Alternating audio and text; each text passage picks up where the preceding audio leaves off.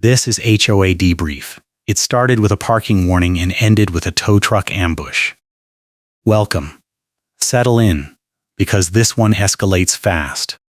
Kathleen Parker planted an orange cone behind my car and yelled that it was now officially blocked for safety and towing was justified.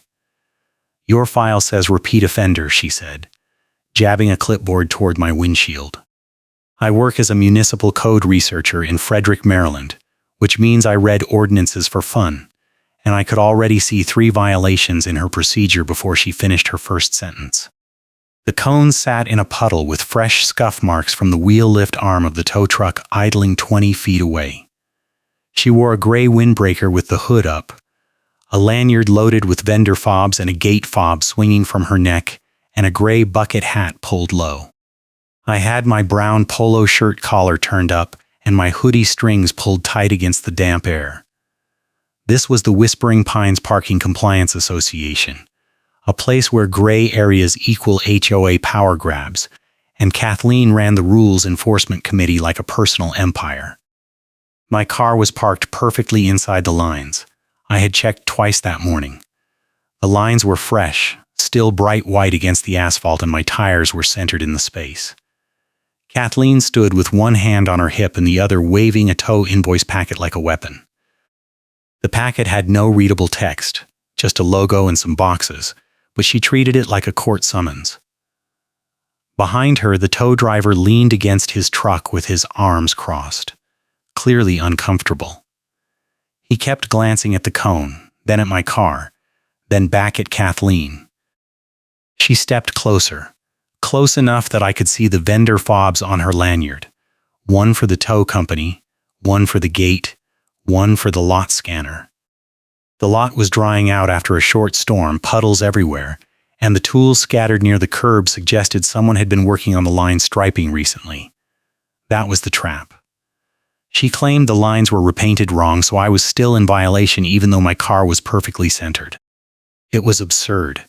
But it was also exactly the kind of loophole she loved. You can be mad, or you can be compliant, she said, her voice sharp and nasal. I am giving you 5 minutes to move your car before the tow is authorized. I did not move. I pulled out my phone and started recording. The tow driver saw the phone and straightened up, suddenly interested. Kathleen did not flinch. She pointed at my windshield, where a parking violation notice had been slapped on during the night.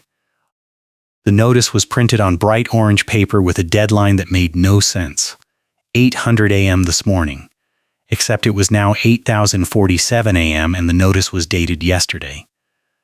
The timeline was already broken. You are not the first person I have corrected, and you will not be the last, Kathleen said, crossing her arms. Her bucket hat was tilted just enough to shadow her eyes, giving her a theatrical edge. She turned to the tow driver and nodded. He hesitated, then shook his head slightly. Not without proof of authorization, he said. She has to show me the board approval for this. Kathleen's face went red. She spun back to me and jabbed a finger toward my chest. You think you are clever, she said. You think because you work with codes that you can argue your way out of this. This is not a debate. This is enforcement. The HOA has full authority to remove vehicles that violate parking standards, and your car is in violation. I let her finish, then asked the question I had been holding. What standard? I said. The car is inside the lines. The lines were painted last week. If the lines are wrong, that is an HOA contractor issue, not a homeowner violation. Her mouth opened, then closed. She looked at the tow driver, then back at me. The contractor made an error, she said slowly, like she was testing the words. The board is aware. We are correcting it. In the meantime, any vehicles parked in improperly marked spaces are subject to tow. That was when I knew she was making it up. The board had not approved anything. The contractor had not made an error. She had decided unilaterally that my car was a problem, and she was using the tow threat to force compliance. The tow driver was watching us both now, clearly weighing his options. Kathleen reached into her windbreaker pocket and pulled out a folded stack of papers. She flipped through them quickly, then pulled one free and held it up. Tow authorization, she said. pre-signed by the board president. The tow driver stepped forward and took the paper. He looked at it for a long moment, then handed it back. "This is blank," he said. "There is no vehicle description, no plate number, no date. I cannot tow on a blank form." Kathleen's face went from red to purple. She shoved the paper back into her pocket and pulled out another one. Same result. Another one. Same result. The stack of blank tow authorization slips she kept in her glove box was suddenly not so useful. The tow driver shook his head and walked back to his truck. "I am not risking my license for this," he said over his shoulder. "Call me when you have proper documentation." The truck rumbled to life and rolled away, leaving Kathleen standing alone with her stack of blank forms. She turned to me, and I saw the shift in her expression. This was no longer about parking. This was about control. "You just made this so much worse for yourself," she said. I kept my voice low, because my trump card needed perfect timing. I did not say anything. I just held her gaze until she turned and walked away. That was the first round. The real escalation started 2 days later when I came home from work to find a vendor truck parked in my driveway and 2 men installing a tire clamp on my front wheel. They were not HOA employees. They were contractors from a private compliance company, and they had been sent to immobilize my car under the excuse of safety. The clamp was heavy steel, bright yellow, with a lock mechanism that looked industrial. One of the men was tightening the bolts while the other stood watch with a clipboard. I parked on the street and walked over. "What are you doing?" I said. The man with the clipboard looked up and checked his sheet. "Compliance hold," he said. "Vehicle immobilization for repeated parking violations. We were authorized by the HOA to secure this vehicle until fees are paid. If you want to see how this tow war spirals completely out of control, hit that like button and subscribe." I asked to see the authorization. He handed me a printout with the Whispering Pines logo at the top and Kathleen's signature at the bottom. The printout listed 3 alleged violations, none of which had dates, none of which matched any notice I had received. The fee total at the bottom was $850. I took a photo of the printout, then took a photo of the tire clamp with the contractor's company logo visible on the side. The logo was bright red with a phone number underneath.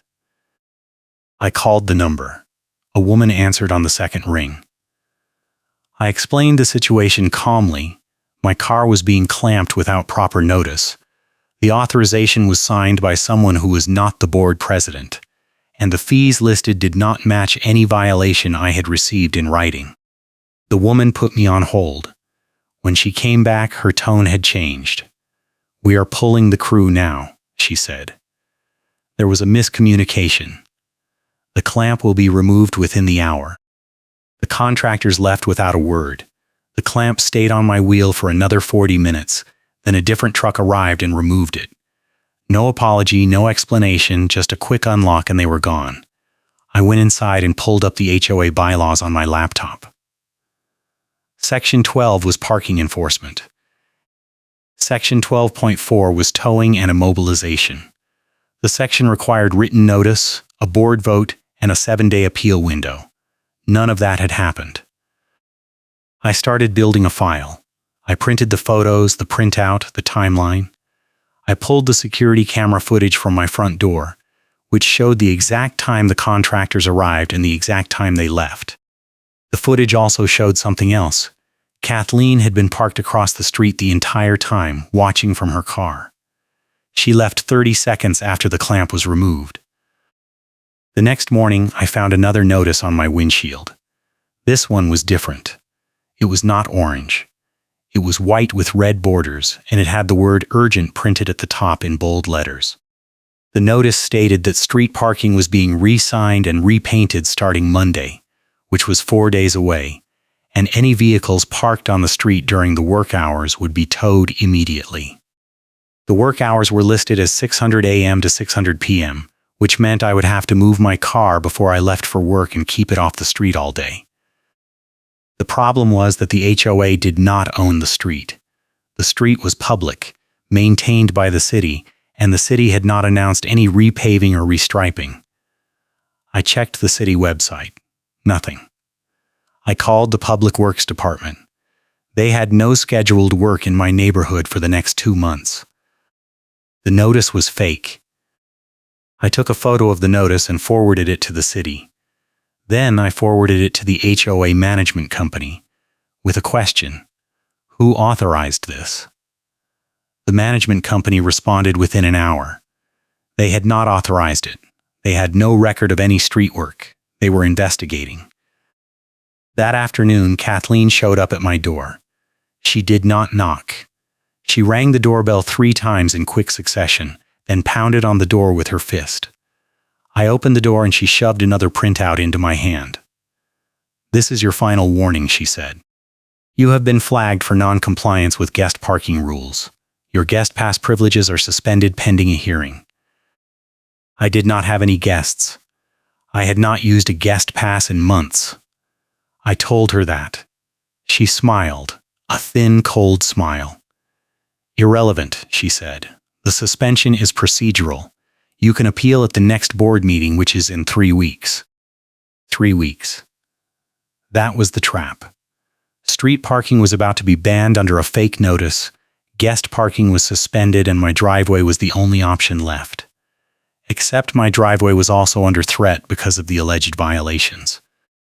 She was boxing me in from every angle, and the timeline was designed to overwhelm me before I could fight back. I closed the door without responding. I needed help. I needed someone who understood how HOA enforcement worked and who was not afraid to push back. I called Marcus, a neighbor 2 streets over who worked as a renter advocate and who had filed complaints against Whispering Pines before. He answered on the first ring. "What did she do now?" he said. I told him everything. The tow threat, the tire clamp, the fake notice, the guest pass suspension.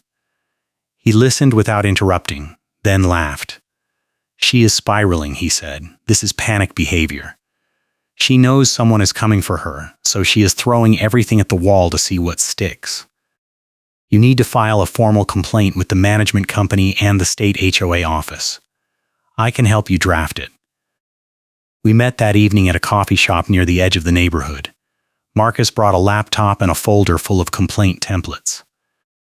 We drafted a letter outlining every procedural violation Kathleen had committed: unauthorized tow threats, improper use of vendor contracts, fake notices, suspension of privileges without a hearing.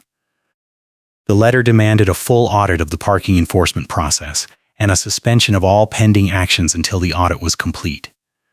We filed it electronically with the management company and mailed a hard copy to the state office. 2 days later, I got a response from the management company. They acknowledged receipt of the complaint and stated that they were forwarding it to the board for review. That was it. No timeline, no action, no reassurance, just a polite brush-off. Marcus was not surprised. "They are stalling," he said. "The board does not want to deal with this until after the annual meeting, which is not until next month. You need to force their hand." The next morning, I woke up to find my car blocked in my driveway. Kathleen had placed 4 orange cones in a semicircle around my car, each one marked with a reflective stripe. A handwritten note was taped to my windshield: "Vehicle obstruction. Do not move until compliance review is complete." The note was not signed, but the handwriting matched the fake street notice. I moved the cones and drove to work. When I came home that evening, the cones were back, and there was a new notice on my door. This one was typed, printed on official HOA letterhead. It stated that I was in violation of Section 9.2 of the covenants, which prohibited home-based businesses without prior board approval. I had a home-based business license. I worked remotely as a municipal code researcher, which meant my home office was registered with the city and the state. The HOA had known about it for 2 years and had never raised an issue. Now, suddenly, it was a violation. The notice stated that the board was recommending revocation of my business license and that they had forwarded a complaint to the city zoning office. That was the nuclear option. If the city revoked my business license, I would lose my ability to work from home. I would lose clients. I would lose income. Kathleen was not just trying to tow my car anymore. She was trying to destroy my livelihood. I called the city zoning office. They had received a complaint filed by someone identifying themselves as a representative of Whispering Pines Parking Compliance Association. The complaint alleged that I was operating a commercial vehicle repair business out of my garage, which was false, and that I was violating noise ordinances, which was also false. The zoning officer I spoke to was skeptical. "This does not match your permit on file," she said. "You are registered as a desk-based consulting business. There is no vehicle repair, no clients visiting the property, no signage. This complaint looks like harassment." I asked what I needed to do. She told me to file a counterstatement and provide documentation of my actual business activities. I did that the same day. I also forwarded the complaint to Marcus, who immediately recognized the pattern. "She is trying to bury you in paperwork," he said. "Every complaint, every notice, every fake deadline is designed to make you spend time and money defending yourself instead of going on offense. You need to flip the script." Marcus had an idea. He had been tracking Kathleen's enforcement actions for months, and he had noticed something. She was not in good standing with her own HOA dues. She owed 3 months of back payments plus late fees, and the board had sent her multiple notices. If she was not in good standing, she could not hold a committee position. That was in the bylaws, Section 5.3. If we could prove she was delinquent, we could force the board to remove her from the Rules Enforcement Committee. I drove to the county clerk's office and requested a certified copy of the HOA records. The records were public, filed quarterly with the county. I paid the fee and waited. 2 hours later, I had a certified copy showing Kathleen's account status. She owed $1,100 in back dues and late fees. The most recent payment she had made was in August 4 months ago. She was delinquent. I kept my voice low because my trump card needed perfect timing. I made 2 copies of the certified record, one for me, one for the HOA attorney. I did not tell Kathleen. I did not tell the board. I waited. The next escalation came 3 days later. I was at a gas station filling up when Kathleen pulled into the adjacent pump. She got out of her car and walked over, her lanyard swinging, her gray windbreaker zipped up tight. She did not say hello. She launched straight into an accusation. "You filed a false complaint against me," she said. "You are trying to discredit the committee because you do not want to follow the rules. It is not going to work." I let her talk. She kept going, her voice getting louder, her gestures getting bigger. She pulled out her phone and showed me a screenshot of my complaint. Someone on the board had forwarded it to her, which was a violation in itself. "You think you are going to embarrass me at the next meeting?" she said. "You think you are going to stand up and make me look bad? I have been on this board for 6 years. I have processed over 300 parking violations. I know every loophole, every procedure, every appeal trick. You are not going to win this." I waited until she was done, then I asked her one question. "When was the last time you paid your dues?" Her face froze. She looked at me, then at her phone, then back at me. "That is none of your business," she said. I pulled out my phone and opened the photo of the certified record. I did not show it to her. I just held it where she could see that I had something. "Your account status is public record," I said. "Filed with the county every quarter. If you are not in good standing, you cannot hold a committee position. That is Section 5.3 of the bylaws." She stared at me for a long moment. Then she got in her car and drove away without another word. That evening I got a call from the HOA attorney. His name was Richard, and his tone was professional but guarded. "I understand you have raised some concerns about the parking enforcement process," he said. "I would like to discuss those concerns before the next board meeting. Can we meet?" I agreed. We met 2 days later at his office, a small suite in a strip mall near downtown Frederick. Richard was in his 50s, gray hair, wire-rimmed glasses, a patient demeanor. He asked me to walk him through my complaint. I did, point by point. The unauthorized tow threats. The tire clamp. The fake street notice. The guest pass suspension. The business license complaint. The timeline of escalation. He took notes, nodding occasionally, asking clarifying questions. When I finished, he leaned back in his chair and sighed. "This is not the first complaint I have received about Kathleen," he said. "She has a pattern of overreach, the board knows it. But they have been reluctant to act because she is effective at enforcement, and they do not want to lose that." I asked him what he meant by effective. He smiled, a tired smile. "She processes a lot of violations," he said. "She generates a lot of revenue from fines and fees. The board sees that as a positive, even if her methods are questionable." I pulled out the certified copy of Kathleen's dues delinquency and slid it across the desk. He picked it up, read it, and his expression changed. "Where did you get this?" he said. "County clerk," I said. "Public record." He read it again, then set it down.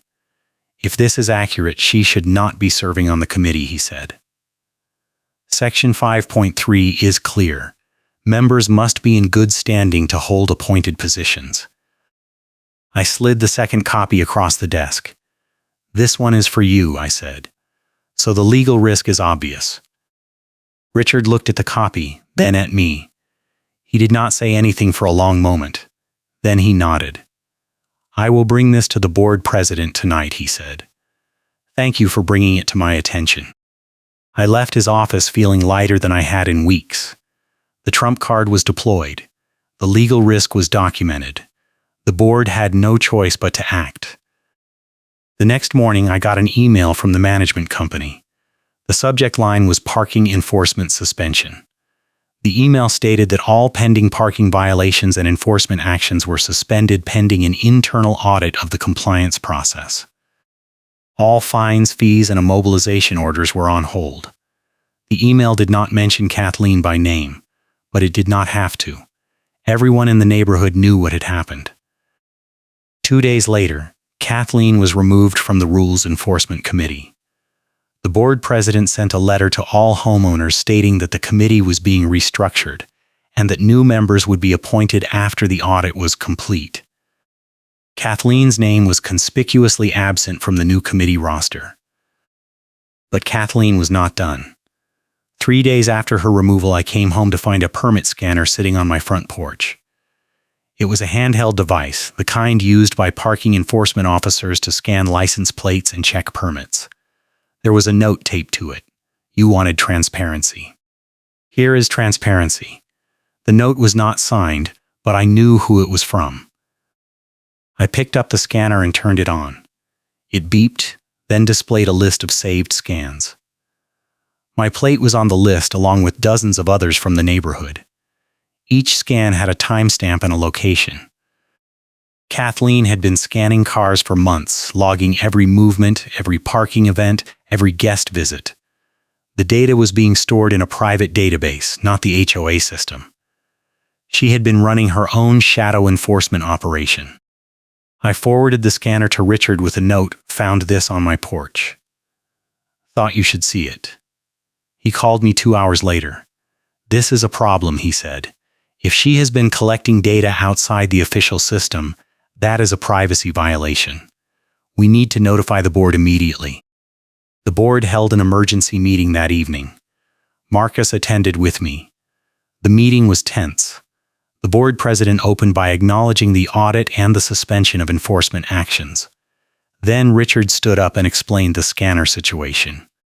He held up the device and showed the board the saved scans. Kathleen was sitting in the back row, her arms crossed, her face a mask of fury. The board president asked her to explain. She stood up slowly and walked to the front. "You want an explanation?" she said. "Fine. I was doing the job you hired me to do. I was enforcing the rules. I was protecting property values. And now you are throwing me under the bus because one person filed a complaint." She turned and pointed at me. "He is the problem," she said. He thinks he is above the rules. He thinks he can argue his way out of every violation. But the data does not lie. He has been flagged multiple times, and he has refused to comply every single time. Marcus stood up. "Can you show us the authorization for the data collection?" he said. Kathleen did not answer. "Can you show us the board resolution approving the use of private scanners?" Marcus continued. Still no answer. The board president cleared his throat. "Kathleen, you are out of order," he said. "Please sit down." She did not sit down. She grabbed the scanner from the table and held it up. "This scanner cost $800, she said. "I paid for it out of my own pocket because the HOA refused to fund proper enforcement tools. I have been doing this job for 6 years, and this is the thanks I get? A public shaming and a removal?" The board president stood up.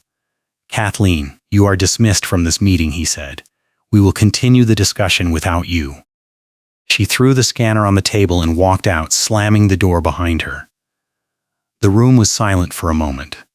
Then Richard spoke. "We have a serious legal exposure here," he said. "If homeowners find out their plates have been scanned and logged without their consent, we could face a class action lawsuit. We need to notify everyone immediately and offer to delete the data." The board voted unanimously to issue a notification letter and to suspend all permit scanning until a proper policy could be drafted. They also voted to hire an independent auditor to review the parking enforcement process and recommend changes. The audit would take 6 weeks. 2 weeks into the audit, I got a call from Richard. He sounded relieved. "We found something," he said. "The towing rule Kathleen kept quoting was never properly adopted. The board passed a draft resolution in 2019, but it was never ratified. The paperwork is blank. There is no enforceable towing policy on the books." I asked what that meant. "It means every tow threat she issued was unauthorized," he said. "Every fine she collected under that rule was invalid.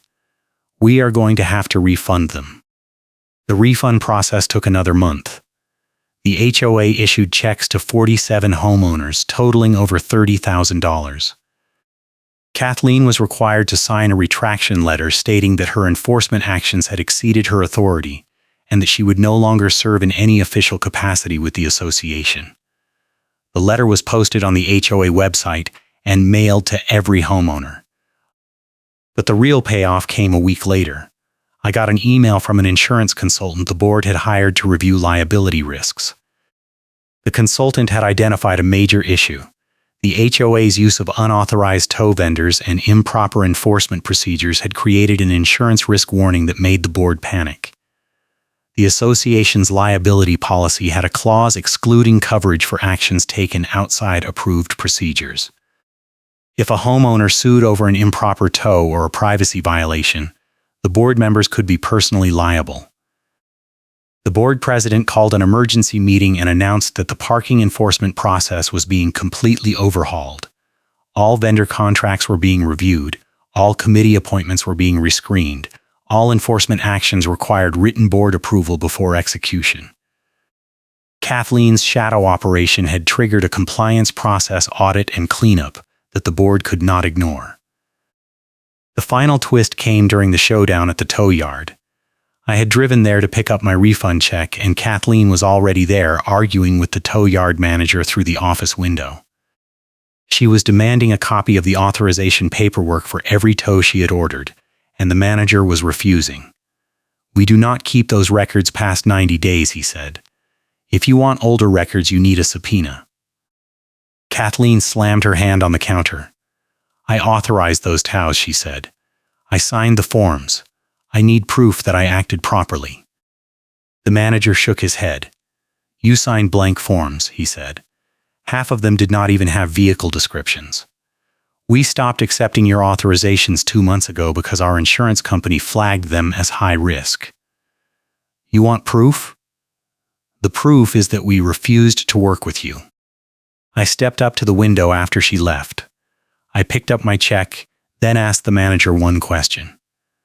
"Did you ever tow a car based on her authorization?" He looked at me, then smiled. "Not once," he said.